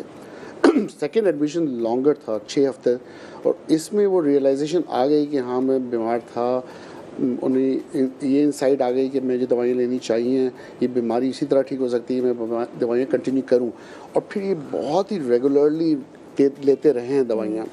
Now the only factor is कि हमने दवाइयाँ कम करते करते सिर्फ 2 गोलियों पे आ गए हैं, और this is the point where शायद एक पॉइंट पे दवाइयाँ हम स्टॉप करके ट्राई करेंगे विदाउट मेडिकेशन, क्या वो ठीक रह सकते हैं कि नहीं रह सकते। डॉक्टर साहब, ये जो जैसे जो मरीज होते हैं ऐसे जो कोई प्रॉब्लम होती है उनमें एकदम इतनी पावर कैसे आ जाती है? और जैसे उन्होंने कहा ना कि 4 बंदे इनको पकड़ के लेकर आए थे, वैसे माशा से ये जवान है, तो ऐसे टाइम पे लोगों को लगता है देखो उसके अंदर कोई ये चीज़ है, तो तभी इसमें इतनी कोई जिन कंट्रोल नहीं हो रहा था। ऐसा क्या होता है, इतनी पावर कैसे आ जाती है? Fight and flight reaction. देखें, होता है कि एड्रेनलिन रश जब इंसान के इमोशंस उसको एंगर की तरफ ले जाते हैं और उनके बिलीव्स जो होते हैं साइकोसिस के, वो इतने स्ट्रांग होते तो रियलिटी बेस्ड नहीं है, लेकिन उन पेशेंट्स के लिए रियलिटी बेस्ड होते हैं। और वो रियलिटी और बिलीव जो है ना उसके अंदर ताकत लेके आती है कि मैं ये चीज़ कर सकता हूँ। कभी जब बचपन में ऐसा होता है कि माँ बाप आपको ज़्यादा अटेंशन ना दे और आपके ज़्यादा दोस्त ना हो, तो आप फॉस्टर फ्रेंड्स बना लेते हैं, दीवारों से बात करना शुरू कर देते हैं, टॉय से बात करना शुरू कर देते हैं, क्योंकि आपको वो अटेंशन नहीं मिल रही होती जो कि आप चाह रहे होते हैं। यूजुअली अगर एक बच्चा हो या वो बच्चा जो थोड़ा स्लो बच्चा हो, तो लोग, लेकिन जो ज़्यादा दोस्त नहीं बना पाता। सो आपको लगता है कि ये भी फैक्टर कहीं ना कहीं है कि अगर माँ बाप टाइम ना दे रहे हो बच्चे को? फैंटेसीज जो है ना वो अच्छी होती हैं, बुरी नहीं होती, लेकिन किसी भी पेरेंट्स की अटेंशन को रिप्लेस नहीं कर सकती, मैं समझता हूँ। अब आप बुक्स को ले लें, अब बच्चे अगर बुक्स पढ़ते हैं और वो उनके अंदर भी फैंटेसीज होती हैं, जब वो बुक पढ़ रहे होते हैं तो फैंटेसाइज करते हैं कि मैं इस बुक में किस जगह पर हूँ। कुछ बच्चे अपने आप को सुपर नॉवेल्स पढ़ते हैं, हम कर लेते हैं, फैंटेसाइज करते हैं, हम अपने आप को नॉवेल की वर्ल्ड में ले जाते तो हैं। बच्चों के इमेजिनेशंस, ड्रीम्स बहुत पॉजिटिव होते हैं, होने चाहिए। लेकिन हाँ, ये बहुत बड़ा इशू है इस वक्त हमारी सोसाइटी का कि पेरेंट्स बच्चों को वो अटेंशन नहीं दे पा रहे जो देनी चाहिए। बिल्कुल। एरिडोर्स में जो अभी हम देख रहे हैं, जो आइस और जो दूसरे ड्रग्स है स्कूल्स में, मैं तो डॉक्टर साहब परेशान हो गई हूँ जब मैं देखती हूँ कि बच्चियाँ स्कूल्स में ड्रग्स प्रोवाइड कर रही हैं, जो ड्रग डीलर्स के साथ बच्चियां जो किस तरीके से इन्वॉल्व है और किस तरीके से छोटे हर कैंपस में ड्रग्स पहुंच गए हैं। सो क्या ये भी एक रीज़न है कि ये मेथिन की वजह से ये जो हेलुसिनेशंस हैं ये बढ़ी हैं? इसका कितना किरदार है ड्रग्स का? बहुत बड़ा क्योंकि जो नई जनरेशन है, अवेलेबिलिटी ऑफ ड्रग इतनी इजी है, एक्सेस इतना आसान है। और ये जैसे आपने कहा कि अब प्राइवेट स्कूल्स में यंगर एज में, पहले तो शायद कॉलेजेस यूनिवर्सिटीज़ में, फिर अब हाई स्कूल्स में, अब तो इवन प्राइमरी स्कूल्स तक चले गई हैं ड्रग्स। तो ये ड्रग एडिक्शन जो है वो बहुत ये प्रेसिपिटेट करता है साइकोसिस को। ये एक बहुत बड़ी टेलॉजिकल कॉज है जिसकी वजह से जो हम देख रहे हैं कि हेलुसिनेशंस, डिल्यूजन्स होती हैं। एफिशिएंसी बढ़ाने के लिए कर रहे थे ना, मैंने देखा है कि मेडिकल कॉलेजेस वगैरह में, इंजीनियरिंग यूनिवर्सिटी में लोग इसलिए कर रहे होते हैं कि वो कहते हैं जी फिर हमारा दिमाग जो है ना वो ज़्यादा अच्छा चलता है, तेज चलता है, हमें दिमाग तेज चलता है, नींद नहीं आती है, पढ़ाई को कंसंट्रेशन बढ़ाते हैं। हम उन बच्चों को जो कि उन स्टूडेंट्स को जो कि ड्रग्स वगैरह लेते हो किसी तरीके से, बिल्कुल उनका बिहेवियर चेंज हो जाता है। अब डिफरेंट ड्रग्स से डिफरेंट इफेक्ट्स हैं। देखिए, हम जिस ड्रग्स की बात कर रहे हैं वो जो पेरेंट्स नोट करें 3 या 4 चीज़ें कि पेरेंट्स को पता चल जाए कि ये बच्चा मेरा ड्रग कर रहा है, ड्रग्स ले रहा है। हाँ, एक तो ये कि नींद कम हो जाएगी उसकी, एक उसके एपेटाइट कम हो जाएगी, दूसरा ये प्री ऑक्यूपाइड रहेगा कि अपनी ज़िंदगी में, अपनी फैंटेसीज में उसका इंटरेक्शन माँ बाप के साथ कम होगा, दूसरा उसकी इरिटेबिलिटी, एंगर बढ़ जाएगा, गुस्सा जो है ना ड्रग से बढ़ता है, पेशेंस कम हो जाएगा, और मूड स्विंग्स, अचानक से खुश है, अचानक से डिप्रेशन में चला गया, ये मूड स्विंग्स बहुत कॉमन हो जाते हैं। तो ये बहुत कॉमन है। Sleep deprivation, appetite, irritability, anger, ये सब चीज़ें, गुस्सा, ये सब चीज़ें बढ़ जाती हैं। हाँ। और ये चीज़ डेफिनेटली बढ़ा रही थी। फिर पैसे वो यूटिलाइज़ कहीं ना कहीं से कर रहे होते हैं, पैसे मांग रहे होते हैं। अब वो आपको ज़रूर देखना है कि पैसे जब मांग रहे हैं कहाँ खर्च कर रहे हैं, कहाँ से पैसे आ रहे हैं, वो चीज़ें ला कहाँ से रहे हैं। कुछ तो इवन डीलर्स बन जाते हैं कि चलो हमें पता है कि हम डीलिंग करेंगे तो हमें इतना पैसा मिलेगा, तो दूसरे फ्रेंड्स को जो है ना ड्रग अब्यूज़ की तरफ लगाते हैं, क्योंकि वो उन बच्चों को ड्रग डीलर्स बनाते हैं। घर में ज़रूर देखेंगे, घर में आपकी चीज़ें तो कहीं गायब नहीं हो रही। आपके बच्चे के पास अपने बच्चे का बैग चेक करें। हमारे साथ यहाँ पे सरवत भी मौजूद हैं, और जो सरवत हैं वो भी अभी डॉक्टर साहब वो हॉस्पिटल में इन्होंने भी अपना इलाज करवाया है। सरवत का मैं आपको इंट्रोडक्शन कराऊँ कि सरवत पुलिस के महकमे में जॉब करती हैं। मतलब आप सोचें कि ये सिर्फ स्ट्रॉन्ग दिखने में और लगने में नहीं, नर्व्स भी इनकी काफ़ी ज़्यादा स्ट्रॉन्ग होती है, बिकॉज बहुत चीज़ें ये अपनी आंखों से देखती भी हैं। लेकिन जिस वजह से वो यहाँ पर मौजूद है उसमें जो इनकी जॉब का फैक्टर नहीं कि उन्होंने क्या कुछ देखा है, कैसे कैसे मुझसे मुलाकात हुई, बट उनकी अपने घर का फैक्टर है कि इनके जो बच्चे थे, इनका बेटा, वो उनको उनको टैकल करना इनके लिए काफ़ी ज़्यादा वो उनके लिए मुश्किल हो गया था। सरवत, आप मुझे बताएं, आपको कहाँ पे फील हुआ कि अब आपको आपके बेटे के साथ अगर कोई प्रॉब्लम थी तो उसको देखते देखते आप डिप्रेशन में चली गई? क्या हुआ था? मेरा बेटा जो है वो 8 मंथ्स का है, 8 मंथ्स की उसमें डिलीवरी हुई थी, ऑपरेट था। तो उसके बाद से बस यही था कि बस 24 घंटे बस उसके साथ ही रहूँ मैं हर वक्त ना। जैसे आज माशाल्लाह वो 11 साल के हुए हैं, तो आज भी मैं मतलब उसी फेज़ में हूँ कि जिस तरह से एक न्यू बेबी बॉर्न होता है कि वो रात को उठ रहे हैं और वो सारा सिस्टम वो अभी तक मेरे साथ वैसे ही है, ठीक है। उस चीज़ को लेके शायद मैं इतनी ज़्यादा रेस्टलेस हो गई थी, मुझे नींद का इशू बहुत ज़्यादा था। स्लीपिंग पिल्स मैंने इतनी खाई, मैंने कोई नहीं छोड़ी, ठीक है, लेकिन नींद मुझे फिर भी नहीं आती थी। काम मेरे वही सब चल रहे थे जो रूटीन के होते हैं। अब उस चीज़ का भी इफ़ेक्ट ज़ाहिर बात है पड़ा होगा। फिर मतलब इन शॉर्ट मैं आपको बताऊंगी कि मैं नॉर्मली जैसे हम चल रहे होते हैं घर में किसी काम में ये वो, तो उसमें जो है ना मेरे सर में तकलीफ़ शुरू हुई। ऐसा लगता था कोई चीज़ मूव कर रही है वो फट जाएगी अंदर से। तो वो यही सब करते करते फिर उसके बाद नींद का इतना इशू होने लगा कि रात को मैं अगर गोलियां खा रही हूँ, सो रही हूँ, मुझे ऐसी कोई चीज़ होती थी जैसे कोई बेड से उछाल रहा है मुझे। मेरी टांगे ऊपर उठ जाती थी, मेरी बॉडी ऊपर उठ जाती थी, फिर मैं नीचे आके गिरती थी। बस मेरी आंख लगने की देर होती थी, मुझे ऐसा लगता था कोई चीज़ मुझे सोने नहीं दे रही जी। हाँ। तो फिर यही सब लेके मैं, हमारे फैमिली डॉक्टर हैं डॉक्टर आमिर शिराजी, उनके पास गई, उनसे डिस्कस किया, रिपोर्ट्स वगैरह हुई, सारे MRI और स्कैन और ये सब चीज़ें हुई, ब्रेन का सारा इशू जो भी थे वो भी सब क्लियर हुए, जो भी रिपोर्ट्स थी आ गई। फिर उन्होंने कहा कि सरवत आप जो है ना, एक तो डिप्रेशन में चली गई हैं, दूसरा आपको फिट्स पड़ रहे हैं। डिप्रेशन का तो मैंने हज़म कर लिया जैसे तैसे, क्योंकि मैं जानती थी कि एक तो, और फिर उसके साथ जो है ना फैमिली में भी कॉम्प्लिकेशंस चल रही थी, बच्चे के हवाले से, हस्बैंड के हवाले से, ये वो थोड़ी हम लोगों में मिसअंडरस्टैंडिंग हो गई थी, सेपरेशन हो गई थी। उसके बाद जो है मैं काफ़ी टाइम अकेले स्पेंड कर रही थी, बच्चों ने साथ रहने से मना कर दिया। एक ये भी डिप्रेशन था मुझे कि मैंने इतना टाइम जो है बच्चों का गुजारा है मैंने अपने बेटे के लिए। 8 मंथ्स का था उस वक्त से, मेरी वही पोजीशन चल रही थी, ठीक है। तो आज वो बच्चे भी मुझे छोड़ रहे हैं। आज मेरे साथ जितनी भी यहाँ पर केस स्टडीज़ मौजूद हैं, क्योंकि वक्त बहुत कम है और मैं ज़्यादा केस स्टडीज़ आपके साथ शेयर नहीं कर सकती, लेकिन मुझे इतनी ज़रूर उम्मीद है कि जितने भी यहाँ पे लोग मौजूद हैं, आप में से बहुत सारे लोगों से गुजर रहे होंगे और आपको आइडिया भी नहीं होगा कि आप इस नफ्सियाती दबाव का शिकार रह चुके हैं। हम हैं तमाम तो लोग, मैं अपनी बात भी करूं, हम किसी ना किसी ऐसे फेज़ से गुजर रहे होते हैं जिसको एड्रेस करने की ज़रूरत है। हमें बेसिकली मसला ये कि हम कहते हैं अच्छा ये हो जाएगा, बस इसको बंद कर दो, बजाय कि हम उस मसले को एड्रेस करें। हम उस सफ़े को या तो फाड़ देते हैं या तो अगला सफ़ा जो है पलट देते हैं, और जो पीछे वाली चीज़ें ना वो बैकलॉग ऐसे बैगेज हमारे साथ रह जाती हैं और फिर वो मैं आगे बॉदर करती हैं। सरवत से हम बात कर रहे थे। अच्छा सरवत, मुझे आप बताएं कि आप माशाल्लाह से इतनी ज़बरदस्त आप महकमे में आप जॉब भी कर रही हैं, आपकी पोजीशन क्या है? मैं LPC हूँ। अच्छा ठीक है जी। और मतलब मेरे साथ की बैचमेट जितनी भी हैं इस वक्त ASI हो चुकी हैं, लेकिन बच्चे की वजह से मैं जो है वो कोर्सेज नहीं कर पाई। हाँ, कोर्सेज नहीं कर तो मुझे छोड़ना पड़ा, क्योंकि मेरा बेटा जो है वो ADHD हाइपर एक्टिव चाइल्ड है। उसके साथ 24 घंटे आप उसके लिए आप पाबंद हैं, और उनकी मतलब वो फास्ट इतने हैं कि वो किसी के ग्रिप में नहीं है, बिल्कुल अनकंट्रोल्ड बच्चा है वो, ठीक है।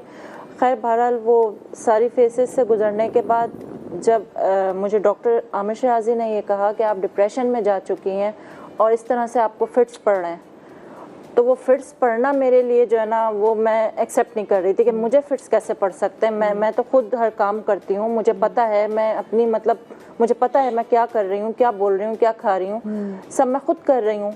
तो ऐसा कैसे हो सकता है कि मुझे ही नहीं पता चल रहा कि मुझे दौरे पड़े। मोस्टली हम लोग लेडीज़ ज़्यादातर यही समझते हैं कि हाथ पाँव मुड़ गए, मिर्गी के दौड़ हैं, मुँह से झाग आ रहे हैं, तो वो जो है वो बस वही दौरे हैं। लेकिन फिर मुझे जो है डॉक्टर ने बताया कि ये बहुत से इसकी इक़साम होती हैं, तो ये भी आप कि एक जो है जिस वक्त आप लेटती हैं सोने के लिए तो उस वक्त ये चीज़ जो है ये होती है आपके साथ। तो मैं इस चीज़ को फिर उन्होंने मुझे डॉक्टर यासीन के क्लिनिक का पता किया, फिर इनके मैं जाके एडमिट हुई थी और एक ही बात इनके हॉस्पिटल के एडमिट हुई थी? जी खुद गई थी। अच्छा, मैं आपको कोई लेके नहीं गया था? तो ये बड़ी दलेरी की बात है कि आपने वो। मैं बहुत बोल्ड हूँ, बहुत मतलब हर जगह मतलब ऐसा है कि मैं फेस कर लेती हूँ, लेकिन ये जब से डिप्रेशन और ये इन चीज़ों में मैं आई हूँ, एक तो मुझसे ये बात हजम नहीं हो रही थी कि मुझे फिट्स पड़ते हैं, क्योंकि जो आपने कहा कि आपकी मियाँ के साथ भी जो आपकी सेपरेशन जो हुई, फिर बच्चे भी आपके साथ जी थे। मैं अकेली रह रही थी उस टाइम पे। उसने आपको कितना मारा उस चीज़ ने? मतलब तन्हाई से भी बड़ी तो कोई मर्ज नहीं है ना, अगर देखा जाए तो। जी, लेकिन उस चीज़ से भी मैं लड़ रही थी, ठीक है ना, काफ़ी मतलब क्योंकि जब आप डिप्रेशन में होते हैं, ये जो हम लोग बैठे हुए हैं इस वक्त वो जानते हैं कि वो बिल्कुल तन्हा पसंद हो जाते हैं, रोना चीखना चिल्लाना, फ्रस्ट्रेशन है, एग्रेशन है, गुस्सा, बिला वजह छोटी छोटी बात पे रो पड़ना। मैं इस किस्म की बिल्कुल नहीं थी, लेकिन अब ये चीज़ें मुझ में आ रही थी जब से ये डिप्रेशन और ये सब चीज़ें मेरे सामने खुल कर आई। फिर मुझे उन्होंने कहा कि आप डॉक्टर यासीन के पास, शफीक यासीन है वहाँ पे नाज़िमाबाद पे हॉस्पिटल, आप वहाँ जाएं, उनसे बात करें। तो मैं डॉक्टर आमिर के रेफरेंस से डॉक्टर उवैस से मिली। डॉक्टर उवैस ने मुझे इनसे मुतारफ़ करवाया और सबसे अच्छे हॉस्पिटल इनकी जो मतलब बात ये है कि मैं अकेली गई थी, 1 हफ़्ता रही हूँ, अकेली रही हूँ, दरवाज़ा खुला था। मैंने इस चीज़ पे मतलब बहुत ज़्यादा वो किया था कि मैं बग़ैर दरवाज़ा बंद किए अंदर रूम में नहीं रहती। तो इन लोगों ने कहा ऐसी कोई बात नहीं है, आप बेफिक्र हो जाएं, कैमरे लगे हुए हैं, सबको आपको प्रॉपर चेक किया जाएगा। मैं इस चीज़ पे एग्री नहीं थी, लेकिन ये है कि इनके यहाँ का माहौल बहुत अच्छा है। आपके बच्चों को पता है कि आप किस तकलीफ से गुजरी हैं? नहीं, मेरे बच्चों को नहीं पता। आपके मियाँ को? मेरे हस्बैंड को जब पता चला तो वो आ गए थे। वो आ गए थे? जी। ये तो बड़ी तकलीफ दे बात है, लेकिन आपने और आपके साथ जो आपके जो कुलीग्स हैं उन्होंने आपका साथ दिया इस टाइम में? उस वक्त भी उनको पता नहीं था, लेकिन जिस ऑफिस में मैं थी उस वक्त उन्होंने मुझे बहुत सपोर्ट किया, क्योंकि मुझे भी नहीं पता था। जिस वक्त मुझे चक्कर आते थे, मैं गिर जाती थी, वो लोग उठा के भाग रहे हैं, कर रहे हैं मेरे डिपार्टमेंट के। कभी आपने बहुत कोई एक्सट्रीम कोई कदम उठाने की कोशिश की हो? जी। और वो क्या था? खुद को मारना। छुरी उठा ली थी मैंने खुद को मारने के लिए। और ये आपने तब प्रेगनेंसी में, जिस वक्त मेरा फर्स्ट बेबी होने वाला था। अच्छा, ये उस टाइम से जी। आप रहे? तब आपने तो आपके हस्बैंड से आपकी लड़ाई होती थी? आपको लगता था? मैं कहती थी मुझे आप छोड़ दें, तलाक दे दें। बहुत ज़्यादा एग्रेसिव हो गई थी। मुझे नहीं पता चलता था कि उनका ऑफ हो चुका है ऑफिस से, मुझे पता चल जाता था कि वो आ रहे हैं, बस वो आ रहे हैं तो मेरी टेंशन शुरू हो जाती थी। ये प्रेगनेंसी के टाइम की बात कर रही हूँ मैं। ये पहले, अब आपका पहला बच्चा वो कितना बड़ा हो चुका हुआ है? 11 साल के हैं। अच्छा, वो जो आपका बेटा वो 11 साल का, तो फिर आपका वो प्रेगनेंसी से शुरू हुआ और फिर बच्चा भी जो आपका हाइपर एक्टिव। अब उसको ये है कि वो रात में जो है उनको लाजमी मैं चाहिए होती हूँ, मतलब साथ मम्मा के ही सोना है उनको, ठीक है। अब वो जिस वक्त हमारा थोड़ा सी कॉम्प्लिकेशन हुई थी हस्बैंड वाइफ में, तो अब जाहिर है हम दोनों अलग हो गए। तो अब वो कह रहे थे कि नहीं मुझे पापा के साथ जाना है, बेटी कहने लगी मुझे भी पापा के साथ जाना है। मैंने कहा ठीक है, आप लोगों की मर्जी, मैं ज़ोर ज़बरदस्ती नहीं करूँगी, आना होगा मोस्ट वेलकम, लेकिन मैं इस तरह नहीं रहूँगी। तो इस किस्म के कुछ हालात, कुछ मेरा भी शायद बहुत ज़्यादा मैं रिएक्ट कर रही थी, फ्रस्ट्रेट बहुत हो गई थी एक बच्चों को लेके। फिर कुछ काम हमारे ऐसे होते हैं कि मतलब एक बाहर की भी है, अंदर के भी काम है, घर के भी, घर से बाहर के भी, वो सारी चीज़ें भी रेस्टलेस इंसान को बना रही होती हैं। और फिर आपको जब आप सोने के लिए लेट हो तो वो बार बार उठ जाओ आप। तो ये सब चीज़ें जो हैं, डिप्रेशन हम लोग बहुत छोटी चीज़ समझते हैं मदिया। एक बात मैं यहाँ आपके प्लेटफॉर्म से कहना चाहूँगी, लेकिन ये इतना है नहीं इजी, क्योंकि जो इस फेज से गुजरता है ना, इसकी अजियत को वही जानता है, ठीक है। क्योंकि जब हम ट्रीटमेंट की तरफ जाते हैं ना, तो वो हमारा वहाँ पे इलाज हो रहा होता है, लेकिन उससे पहले का जो सारा प्रोसेस हमारे गुजर रहे होते हैं, वो या तो उसकी फैमिली जानती है, या वो जो खुद इस प्रोसेस से तमाम गुजरते हैं। हेल्प मिल जाती है ना, फिर तो आपकी मदद करने के लिए लोग आ जाते हैं, आपको निकालने के लिए, तो फिर आसान हो जाता है। लेकिन उससे पहले वाकई बड़ा मुश्किल होती है चीज़ें, बहुत ज़्यादा चीज़ों को। तो अब आप ठीक हैं? कितना? अभी बहुत बेहतर हूँ। एक ये कि मेरी जो फ्रस्ट्रेशन है, गुस्सा है, वो थोड़ा कम हो गया है। बच्चों की तरफ से जी, बच्चे आ गए थे तो मुझे ऑटोमेटिकली, आपको पता है माँ बच्चे बगैर उसके तो कंप्लीट ही नहीं होती ना फिर औरत।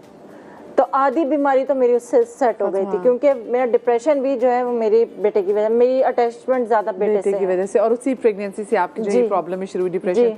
अच्छा माशाल्लाह लुबना जी भी हैं, और लुबना जी की माशाल्लाह से, लुबना जी आपके कितने बच्चे हैं? 6 माशाल्लाह। 6 बच्चे हैं आपके। कितने बेटे कितनी बेटियां? 4 बेटे 2 बेटियां। 4 बेटे 2 बेटियां। आप कैसे पहुंची इनकी रिहैब सेंटर में, मुझे आप ये बताएं। बस ये बच्चों की शादी वगैरह हो गई, उसके बाद से जो है ना थोड़ा मुझे ऐसा लगने लगा कि मैं ना मतलब बच्चे मुझसे दूर हो रहे हैं या कभी इग्नोर कर रहे हैं, तो वो मुझे अच्छा नहीं लगता था। आहिस्ता आहिस्ता ना ये बढ़ता चला गया इस तरह, तो मुझ में आपस खुद ब खुद जुनून सा आने लगा ना। फिर वो पोता पोती हो गए, फिर उनसे, और वो जो मेरा रूम था वो मतलब किचन बन गया, मैं यहाँ आ गई तो ओपन किचन जो था वो रूम बन गया। अब वहाँ पे कोई वो नहीं है, मतलब किचन में आपका रूम बना दिया। फिर वो खाना वगैरह कहाँ पकाते थे, या फिर आप किचन में बिस्तर डाल के नहीं, सोते वो थे? मतलब बड़ा था, जैसे वो लॉन्च होता है इस तरह का, तो वहाँ पे हम रहते हैं अब। तो मतलब वो ये कि आगे किचन है तो जाहिर है वहाँ बार बार आना जा खेलना, वो किचन वहाँ है आगे, तो कभी कोई बहू आ रही, कभी कोई, माशाल्लाह 3 बहू हैं। तो बस इस तरह ना एक अजीब मतलब प्रिवेसी कोई नहीं है। हाँ। जी, बस गुस्सा रहता था हर वक्त के ना, किसी वक्त मैं चाहूँ कि डोर बंद कर लूँ तो वहाँ डोर भी नहीं ओपन है सब। तो ये होता था, कभी दिल चाहता था कि मतलब मैं बंद करके सुकून में लेटूँ, या वो नहीं होता था ऐसा, क्योंकि मेरा बीपी भी हाई रहता है। तो उससे ना कभी झुंझलाहट होती थी कि मारूँ इनको, वो करूँ बस। तो बच्चों को ये लगा कि मतलब कुछ ये वो ज़्यादा वो करने लगी, गुस्सा गर्मी, मतलब अपने बेटों को लगा। जी। फिर उन्होंने जो है ना मतलब मैंने एक आध बार पोता पोती को मारा वारा भी, तो हालांकि मैं इस नेचर की नहीं हूँ, लेकिन बस में जो हो रहा था ना महसूस वो मैं कर रही थी। तो बस इस तरह झुंझलाहट बढ़ती चली गई। एक आध बार मैंने अपने आप को ही मारने की कोशिश करी। तो आपको आपने कैसे मारने की कोशिश? बस वही, कभी हाथों से घूसे मार रही हूँ अपने आप को, कभी कोई चीज़ उठा ली मार रही हूँ, झुंझलाहट गुस्सा। तो फिर मेरे बेटे ने बोला कि मतलब इनकी हालत बिगड़ती जा रही है, इनको कहीं दिखाना। फिर वो हॉस्पिटल ले गए मुझे, यासीन हॉस्पिटल में। तो अल्लाह का शुक्र है, मतलब काफ़ी हद तक अभी मैं बेहतर हो गई हूँ। लेकिन अब मैंने भी अपने आप को ना उस माहौल में डाल लिया जो वो लोग चाहते हैं। मतलब वो हमारे माहौल में तो नहीं ढल सके, लेकिन मैं उनमें वो हो गई। जी। तो आपके यानी कि आपके ये बेहतरी जो आपने अपने लिए की वो ये कि आप उसी माहौल में ढल गई। आप किचन में ही सोती हैं, लेकिन आप वैसे गुस्सा नहीं करती? नहीं, वो मतलब होता है फिर भी अभी भी थोड़ा बहुत, लेकिन काफ़ी बेहतर हो गई है वो। मतलब अल्लाह ताला। आपके बच्चे अफोर्ड नहीं कर सकते एक और कमरा आपके लिए? हैं, लेकिन ना मतलब वो ऐसा बना हुआ है कि ऊपर नीचे बहुएं रहती हैं, तो अभी ऐसा आपके लिए किचन के अलावा और कोई जगह नहीं है? नहीं, अब रूम जो है ना ऊपर और नीचे वो बहुओं के हैं सब सेपरेट, तो अलग अलग सब रहते हैं। मतलब डॉक्टर साहब जब भी आपके पास आई थी लुबना जी, क्या प्रॉब्लम थी इनको? स्ट्रेस बहुत ज़्यादा था, घर का माहौल जो है वो मेनली ये भी रिजेक्शन के जैसे है कि बच्चों ने जैसे उनको कॉर्नर कर दिया। बिल्कुल। अब बात ये तो बड़ी कॉमन है हमारी सोसाइटी में कि जब बच्चों की शादी हो जाती है, एक तरफ वाइफ है, दूसरी तरफ माँ है, और फिर वो बच्चे उनके हो जाते हैं, और फिर फाइनेंशियल रिस्पॉन्सिबिलिटीज़ बढ़ जाती हैं, तो वो भी एक तरह से सैंडविच हो जाते हैं। लेकिन कहीं ना कहीं वो साइड लेते हैं वाइफ की, और फिर माँ और बाप कॉम्प्रोमाइज़ हो जाते हैं, और यहाँ पे भी यही सूरत हाल है। और जब ये होता है तो डेफिनेटली एक इंडिपेंडेंस है, इंसान का अपना वो प्राइवेसी है, वो सब कॉम्प्रोमाइज़ जब होती है तो फ्रस्ट्रेशन तो होती है। बिल्कुल। और ये भी आइडियल नहीं है कि उन्होंने कॉम्प्रोमाइज़ किया, जो अच्छा भी नहीं लग रहा। कि वो मैं सोचूं कि ये एक तो उस नफ्सियाती चीज़ से निकल के बाहर गई, फिर उन्हें आप कहा कि नहीं मुझे रहना है, मुझे अपनी बाकी ज़िंदगी गुजारनी, तो मुझे यहीं ऐसे ही गुजारनी है, वरना मेरा मुस्तकबिल मेरे घर में नहीं है। तो ये तो और प्रॉब्लम नहीं होगी इनके लिए? एग्जैक्टली। लेकिन there was no the way out, क्योंकि फाइनेंशियली कॉम्प्रोमाइज्ड हैं चीज़ें, और मेरी इनके बच्चों से ही बात हुई है, वो भी अफोर्ड कह रहे हैं नहीं कर सकते हैं। तो एक साइकाइट्रिस्ट मसला ये है कि इस मुल्क में रहते हुए देखिए असल ट्रीटमेंट होता है बायोसाइकोसोशल, आपने दवाइयों से ट्रीट किया, साइकोलॉजिकल सपोर्ट दे दिया, एंड सोशल सपोर्ट्स। हमारे मुल्क में सोशल सपोर्ट्स की बहुत बड़ी कमी है, क्योंकि हम कहाँ से सोशल सपोर्ट्स लेकर आए फाइनेंशियली लोगों की सपोर्ट करें, हेल्प करें। किसी भी डेवलप्ड कंट्री में ऑक्यूपेशनल थेरेपिस्ट होते हैं, सोशल वर्कर्स होते हैं, मुल्क की तरफ से फंडिंग होती है। अगर यही चले वो नहीं हो सकता, मैं कहती हूँ थर्ड वर्ल्ड कंट्रीज, पर एटलीस्ट हम सुन तो सकते हैं, और बहुत सारी मसले तो तभी हल हो सकते हैं जब हम सुन लें उनको ना। बिल्कुल। आज देखें, आज के शो में मेरे साथ जितने भी हैं यहाँ पे लोग मौजूद हैं, आपके घर में आपने कहीं ना कहीं अपने आसपास ये तमाम तर लोगों को करते हुए देखा होगा। नहीं अफोर्ड कर सकते आप, ठीक है, समझ में आती है, मुल्क के हालात ऐसे नहीं है, लोग तो बिजली के बिल नहीं भर पा रहे, तो फिर कहाँ से रिहाब के पैसे बर्दाश्त करेंगे। बट एक चीज़ जो आप अफोर्ड कर सकते हैं वो ये कि आप सुने, और जब कोई आके अपनी परेशानी आपसे बयान करे तो उसको ये मत बताएं कि भाई तुम्हें क्या पता मुझ पे क्या गुजरी थी, मत बताएं उसको सुने, तवज्जो के साथ सुने, उसको हौसला दे, उसको सपोर्ट दे, और उसे कि हो जाएगा। ये बहुत ज़रूरी है। एक जल्दी से एक लाइन दे दीजिए क्योंकि मैं शो का अख्ताम करने जा रही हूँ। बिल्कुल, मुझे एक चीज़ कहनी है, बहुत ज़रूरी लग रहा है, क्योंकि मैं एक तो आज बहुत प्राउड फील कर रहा हूँ कि जो यहाँ पर आए हैं लोग और अपनी प्रॉब्लम्स को उन्होंने एक्सप्रेस किया है, मैं समझता हूँ ये कमज़ोर नहीं, बहुत बहादुर लोग हैं, बहुत बहादुर लोग हैं। क्योंकि मैं चाहता हूँ कि दूसरे लोग भी आगे आएँ, अपनी प्रॉब्लम्स को शेयर करें। इसमें कोई शर्मिंदगी नहीं है कि वो छुपाएं अपनी प्रॉब्लम्स को। ये एक बीमारी है और इनमें उनकी कोई गलती नहीं है, जिस बीमारी से गुजरे हैं, और फिर इसमें छुपाने वाली कोई बात नहीं। जितना वो शेयर करेंगे, बताएंगे, उतना ही वेंटिलेट करेंगे, दूसरों से मदद मिलेगी, सपोर्ट मिलेगी उनको। कितनी अच्छी डॉक्टर साहब ने बात की कि एक बीमारी है और इस बीमारी में आपकी कोई गलती नहीं है।